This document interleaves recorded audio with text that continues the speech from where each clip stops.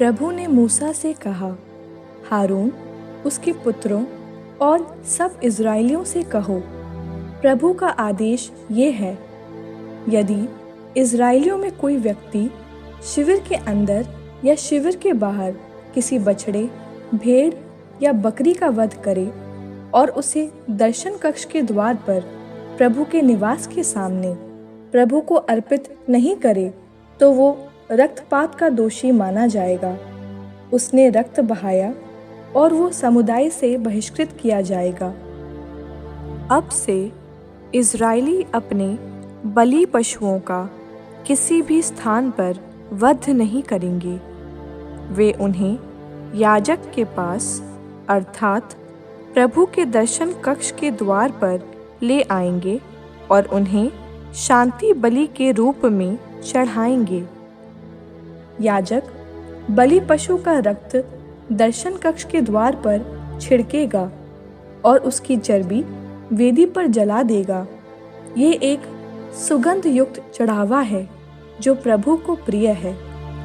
वे अब से उन वन देवताओं को बलि नहीं चढ़ाएंगे जिनकी वे व्यभिचार करते हुए पूजा करते हैं। ये उनके लिए पीढ़ी दर पीढ़ी चिरस्थायी आदेश है। तुम उनसे ये कहो, यदि कोई, चाहे वो इज़राइली हो या तुम्हारे बीच रहने वाला प्रवासी, होम बलि या शांति बलि चढ़ाए और उसे प्रभु को अर्पित करने के लिए दर्शन कक्ष के द्वार पर नहीं ले आए, तो वो समुदाय से बहिष्कृत किया जाएगा। यदि कोई, चाहे वो इज़राइली हो या तुम्हारे बीच रहने वाला प्रवासी, रक्त का उपभोग करेगा, तो मैं उस पर अप्रसन्न हो जाऊंगा और उसका उसके समुदाय से बहिष्कार करूंगा, क्योंकि रक्त में ही किसी प्राणी की जीवन शक्ति है। मैंने उसे तुम्हें केवल इसलिए दे दिया कि तुम उससे वेदी पर अपने लिए प्रायश्चित करो, क्योंकि रक्त से इस कारण प्रायश्चित किया जाता है कि उसमें जीवन शक्ति है। इसलिए मैंने इज़राइलियों को ये आदेश दिया, तुम में कोई रक्त का उपभोग नहीं करेगा, तुम्हारे बीच रहने वाला प्रवासी भी नहीं।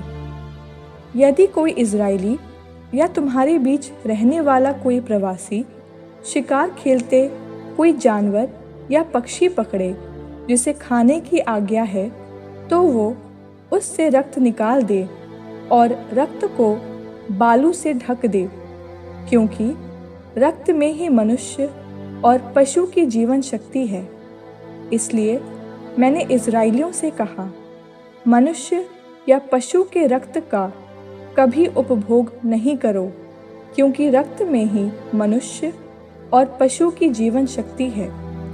जो रक्त का उपभोग करेगा वो समुदाय से बहिष्कृत किया जाएगा।